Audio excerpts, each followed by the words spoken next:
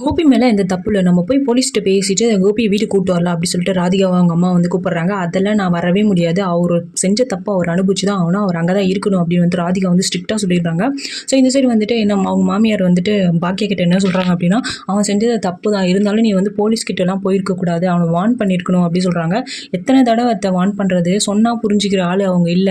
அவர் வந்து அனுபவிக்கணும். ஜெயில்ல இருந்தா தான் அவர் வந்து செஞ்ச தப்பெல்லாம் அவர் உணருவாரு அப்டின்னு வந்துட்டு பாக்கியா வந்து சொல்றாங்க. ஸோ இந்த சைடு வந்துட்டு கோபி என்ன சொல்றாரு அப்படின்னா, என் மேலே இந்த கோவத்தில் தான் வந்து என்னுடைய எக்ஸ் ஒய்ஃப் வந்து இது மாதிரி பொய்யான ஒரு பழியை போடுறாங்க. நான் எந்த தப்பு செய்யலை, நான் உண்டு என் வேலை உண்டு இருக்கேன் அப்படின்னு வந்து கோபி வந்து போலீஸ்கிட்ட சொல்லும்போது வந்துட்டு ஆனந்த் அந்த செஃப்பை வந்து இறக்குறாங்க. அவர் வந்துட்டு முறைக்கிறாரு. அவரை வந்து எப்படி கோபியை பார்த்து முறைச்சி வந்துட்டு இவர் சொல்லி தான் வந்துட்டு நான் அந்த மாதிரி கெட்டு போன சிக்கனை வந்து கலந்தேன் அப்படின்னு வந்து சொல்கிறாரு. நான் செஞ்ச தப்பால் என்னோட குழந்தைய இப்போ பாதிச்சிடுச்சு. இல்லை இவர் சொல்கிறது உண்மை கிடையாது. இவர் ஆனால் பாக்கியா மேலே எந்த தப்பும் இல்லை.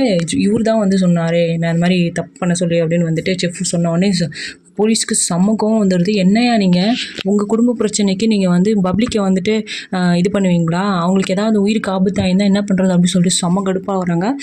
எஃப்ஐஆர் போட போகிறவங்க உன்னால் என்ன பண்ண முடியுமோ பண்ணிக்கோயா அப்படின்னு சொல்லிட்டு பண்ணுறாங்க. கோபியோட ஃப்ரெண்டு வந்துட்டு நீ கவலைப்படாதடா அப்படின்னு சொல்கிறாங்க. இன்னைக்குள்ளே எப்படியாவது வெளியே எடுத்துடுறா, நான் ஜெயிலுள்ள போகக்கூடாதுடா, நான் அந்த பாக்கியாவை இன்னும் சும்மா விட மாட்டான்டா அப்படின்னு சொல்லிட்டு இன்னும் ஒரு அந்த வெஞ்சன்ஸ் வச்சுட்டு தான் இருக்காரு. ஸோ என்ன நடக்க போகுது, கோபி எப்படி வெளியே வர போகிறாரு, பாக்கியா தான் எடுக்க போகிறாங்க அப்படின்னு நினைக்கிறேன். ஏன்னா வந்துட்டு இப்போ வந்துட்டு எழிலால் வந்து ஃபிலிம் பண்ண முடியல, அந்த மூவி வந்து பண்ண முடியல அப்படின்னு வந்து நான் வந்து வாபஸ் ஆகிக்கிறேன் அப்படின்னு வந்து எழில் சொல்லிட்டு இருக்காரு.